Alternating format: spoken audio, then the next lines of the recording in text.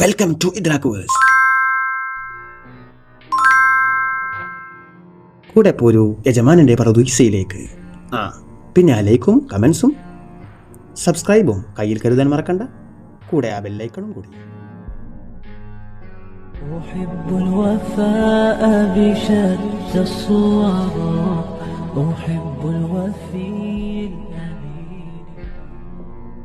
വിദ്യാധനം സർവധനാൽ പ്രധാനം.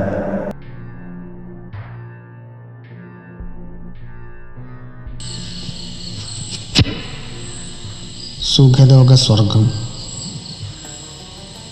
വർണ്ണനകൾക്കും വിശേഷണങ്ങൾക്കും ഒതുങ്ങാത്ത അത്ഭുതങ്ങൾ നിറഞ്ഞ മഹാലോകം.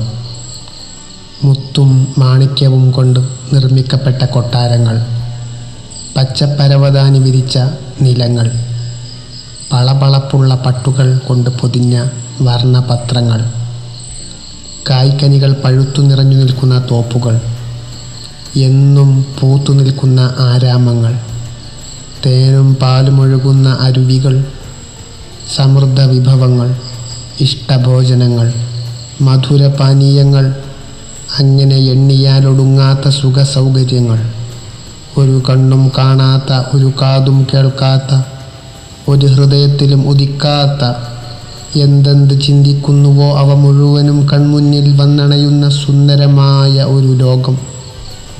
ഇവിടെ ആനന്ദതുന്തിരമായ ജീവിതം നയിക്കുകയായിരുന്നു ആദ്യ പിതാവ് അബൂന അബുൽ ബഷർ ആദം അലാ നബിയിന അലൈഹി സ്വലാത്തു വസ്സലാം. ഒരു നാൾ, ഒരു നിമിഷം അദ്ദേഹം സുഖലോക സ്വർഗത്തിൽ നിന്നും ഇറങ്ങേണ്ടി വന്നു. ഭൂമി ലോകത്തേക്ക് മാറി താമസിക്കാൻ കൽപ്പിക്കപ്പെടുന്നു. ഭൂമി ആദം നബിക്ക് തീരെ അപരിചിതമായൊരു ലോകമാണ്. പക്ഷെ എന്തു ചെയ്യും? റബ്ബുൽ ഇസ്സത്തിൻ്റെ തീരുമാനമാണ്, നടപ്പാക്കുക തന്നെ ചെയ്യും. അങ്ങനെ ആദം നബി ഭൂമിയിലേക്ക് ഇറങ്ങുന്നു. സുഖാസ്വാദനങ്ങളുടെ പറുദീസയിൽ നിന്നും പ്രശ്നസങ്കീർണമായൊരു ലോകത്തേക്കുള്ള യാത്ര. അന്നേരം ആ മഹാമനുഷ്യൻ്റെ മനോതലം എത്രമേൽ സംഘർഷഭരിതമായിരിക്കും. ആ മനസ്സിനെ മതിച്ചുകൊണ്ടിരിക്കുന്ന ആദിയും അങ്കലാപ്പും ദുഃഖവും നൊമ്പരവും ഒപ്പിയെടുക്കാൻ ആർക്കു കഴിയും? ആ ഹൃദയ തുടിപ്പുകളിൽ ആന്തോളനമാടുന്ന വികാര വിചാരങ്ങളെ പകർത്തിയെടുക്കാൻ ഏത് തൂലികക്കാണ് കഴിയുക? അതിനെ വിവരിച്ചു കൊടുക്കാൻ ഏത് വാഗ്മിക്കും കാതികനും കവിക്കുമാണ് കഴിയുക? ഏത് ചിന്തകനാണ് ചിന്തിച്ചെടുക്കുവാൻ കഴിയുക? സ്വർഗത്തിൽ നിന്നും പുറപ്പെട്ട് പാരിടത്തിലേക്ക് വരുന്ന നിമിഷങ്ങളെയും ഭൂലോകത്ത് ആദ്യത്തെ കാൽപാദം വെക്കുന്ന രംഗത്തെയും വിശേഷിപ്പിക്കാൻ അക്ഷരങ്ങൾക്ക് കഴിയുമെന്ന് തോന്നുന്നില്ല. സ്വർഗലോകത്തു നിന്നും ആദം നബി ഇറങ്ങിയത് ഒരു മലമുകളിലായിരുന്നു. ഇതാണ് നമ്മുടെ ഇന്നത്തെ കഥാവിചിന്തനം നടക്കുന്ന ദേശം. ഇതിനെ ആദം മലയെന്ന് വിളിക്കുന്നു. ശ്രീലങ്കയിലാണിത് സ്ഥിതി ചെയ്യുന്നത്. ചരിത്ര ഗ്രന്ഥങ്ങളും വിജ്ഞാനകോശങ്ങളും ഇത് സ്ഥിരീകരിക്കുന്നുണ്ട്. അതുകൊണ്ടുതന്നെ മനുഷ്യോൽപത്തിയെക്കുറിച്ച് പ്രതിപാദിക്കുന്ന ഒട്ടുമിക്ക ഗ്രന്ഥങ്ങളും ആദം നബി ശ്രീലങ്കയിലെ മലമുകളിൽ ഇറങ്ങിയെന്ന് തന്നെയാണ് രേഖപ്പെടുത്തുന്നത്. ലങ്കൻ ജനതയുടെ എക്കാലത്തുമുള്ള വിശ്വാസവും ഇതുതന്നെയാണ്. ആദം മലയുടെ നെറുകയിൽ ആദം നബിയുടെ കാലടയാളം പതിഞ്ഞിട്ടുണ്ട് എന്നാണ് ചരിത്രഭാഷ്യം. ഭൂമുഖത്ത് മനുഷ്യജീവിയുടെ പ്രഥമ പാദപതനം ഇന്നും ആദരപൂർവം ഈ അടയാളം സംരക്ഷിക്കപ്പെടുന്നു. ആദം മല സന്ദർശിക്കാൻ ലോകത്തിൻ്റെ നാനാദിക്കിൽ നിന്നും നാനാജാതി വിഭാഗങ്ങൾ ദിനേന എന്നോണം അവിടെ കണഞ്ഞെത്തുന്നു. ആദ്യ പിതാവിൻ്റെ കാലടി കണ്ട് സായൂജ്യമടയാനും അവിടുത്തെ ചരിത്രം അയവിറക്കുവാനും ഇത് അവസരമേകുന്നു. ലോകത്ത് പ്രസിദ്ധരായ സഞ്ചാരികളെല്ലാം ഇവിടെ സന്ദർശിച്ചവരാണ്. ഇന്ത്യക്ക് തൊട്ടുകിടക്കുന്നൊരു ദ്വീപാണ് ശ്രീലങ്ക. സ്വാതന്ത്ര്യത്തിനു ശേഷമാണ് ഈ പേര് നിലവിൽ വന്നത്.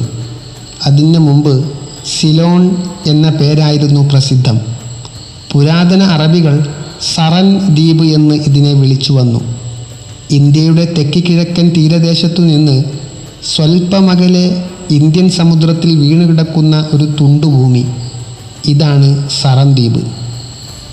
35 കിലോമീറ്റർ മാത്രം ദൂരമുള്ള ഒരു കൊച്ചു കടലിടുക്കിലാണ് ശ്രീലങ്കയെ ഇന്ത്യയുമായി വേർതിരിച്ചു നിർത്തുന്നത്. ഇതിന് 65,610 ചതുരശ്ര കിലോമീറ്റർ ദൂരമുണ്ട്. ഇവിടത്തെ ഏറ്റവും നീളം 432 കിലോമീറ്ററും ഏറ്റവും കൂടിയ വീതി 226 കിലോമീറ്ററുമാണ്. കടൽ തീരം ഏകദേശം 1600 മീറ്റർ വരും. താഴ്ന്നു കിടക്കുന്ന കടൽ തീരങ്ങൾ ശ്രീലങ്കയുടെ പ്രത്യേകതയാണ്. പവിഴപ്പുറ്റുകൾ കൊണ്ട് പണിതീർത്ത തടാകങ്ങൾ തീരപ്രദേശങ്ങളിൽ ധാരാളമായി കാണും. തീരപ്രദേശങ്ങൾക്ക് പിന്നിലായി നീണ്ടുകിടക്കുന്ന ഭൂമിയിൽ നെൽകൃഷി ചെയ്യുന്നു. വടക്കുഭാഗം ഊഷര ഭൂമിയാണ്, തെക്ക് മലമ്പ്രദേശവും. ഏറ്റവും ഉയരം കൂടിയ കൊടുമുടിക്ക് 2767 മീറ്റർ ഉയരമുണ്ട്. ആദം മലയിലെ കൊടുമുടി 2453 മീറ്റർ ഉയരം. ശ്രീലങ്കയിൽ പ്രസിദ്ധി ആദം മലക്കു തന്നെ. ഇവിടെ 17.5 മില്യൺ ജനത അധിവസിക്കുന്നു. അതിൽ 72% സിംഹള വിഭാഗക്കാരാണ്. 18% തമിഴ് വിഭാഗവും മുസ്ലിങ്ങൾ 8% മാത്രം വരും. മറ്റു വിഭാഗങ്ങളെല്ലാം കൂടി 2% മാത്രം. ഇവിടത്തെ ഏറ്റവും വലിയ മതം ബുദ്ധമതമാണ്. സിലോൺ 1948 സ്വാതന്ത്ര്യം നേടി. അതിനു മുമ്പ് ബ്രിട്ടീഷുകാരുടെ അധീനതയിലായിരുന്നു ഈ പ്രദേശം. 1815 ബ്രിട്ടൻ ആധിപത്യം സ്ഥാപിച്ചത്. ഹോളണ്ടുകാരും പോർച്ചുഗീസുകാരും ഇവിടെ ഭരണം നടത്തിയിട്ടുണ്ട്. വിവിധ ചരിത്ര ഗ്രന്ഥങ്ങളും വിജ്ഞാനകോശങ്ങളും നൽകുന്ന വിവരണമാണിത്. ഇനി സാത്വികരായ പൂർവിക മുസ്ലിം ചരിത്രകാരന്മാരും പണ്ഡിതന്മാരും ആദം മലയെക്കുറിച്ച് എന്തു പറയുന്നുവെന്ന് നോക്കാം. ഹാഫിൽ ഇബ്നു കസീറിൻ്റെയും ഇബ്നു ജരീർ തുബരിയുടെയും അംബിയാക്കളുടെ കഥ ഖിസസുൽ അംബിയ എന്നു പറയുന്ന ഗ്രന്ഥങ്ങൾ അവയിൽ പ്രാധാന്യമർഹിക്കുന്നു. ഇബ്നു അബി ഹാത്തമിൽ നിന്നും 2 തരം റിപ്പോർട്ടുകൾ ഇബ്നു കസീർ ഉദ്ധരിക്കുന്നുണ്ട്. ഒന്ന്, ആദം നബി മക്കയുടെയും ത്വായിഫിൻ്റെയും ഇടയ്ക്കുള്ള പർവ്വതത്തിൽ ഇറങ്ങിയെന്നാണ് വെളിപ്പെടുത്തുന്നത്. രണ്ടാമത്തേത്, ആദം നബി ഇന്ത്യയിലും ഹവ്വാ ബീവി ജിദ്ദയിലും ഇറങ്ങിയെന്ന് പറയുന്നു. മൂന്നാമതൊരു റിപ്പോർട്ടും ഇബ്നു കസീർ എടുത്തുദ്ധരിക്കുന്നുണ്ട്. അതിൽ പറയുന്നു, ആദം നബി ഇന്ത്യയിൽ ഇറങ്ങി തൻ്റെ കൂടെ ഹജറുൽ അസ്വദും സ്വർഗത്തിലെ ഇലകളും ഉണ്ടായിരുന്നു. ഇലകൾ ഇന്ത്യയിൽ വിതറി. ഇത് വിതറിയ കാരണം അവിടെ സുഗന്ധവൃക്ഷങ്ങൾ മുളച്ചു. ഇന്ത്യ എന്നതുകൊണ്ട് ഇവിടെ ഉദ്ദേശിക്കുന്നത് ശ്രീലങ്കയടക്കമുള്ള ഇന്ത്യ ഉപഭൂഖണ്ഡത്തെയാണ്. ലങ്ക പൂർവ്വകാലത്ത് ഇന്ത്യയുമായി ബന്ധപ്പെട്ട് കിടന്നിരുന്നു എന്ന് ഭൂമിശാസ്ത്രം നമ്മെ പഠിപ്പിക്കുന്നു. ഇബ്നു ജരീർ ത്വബരി തൻ്റെ ഗ്രന്ഥത്തിൽ പൂർവികരായ സജ്ജനങ്ങളെ ഉദ്ധരിച്ചുകൊണ്ട് പറയുന്നത് ആദം നബി ഇന്ത്യയിൽ ഇറങ്ങി എന്നത്രേ. ഇതിനെ ശക്തിപ്പെടുത്തുന്ന ചില റിപ്പോർട്ടുകളും ഇബ്നു ജരീർ രേഖപ്പെടുത്തുന്നു. ഖതാദ റളിയല്ലാഹു അൻഹു റിപ്പോർട്ട് ചെയ്യുന്നു, അള്ളാഹു ആദം നബിയെ ഭൂമിയിലേക്ക് ഇറക്കിയത് ഇന്ത്യയിലായിരുന്നു.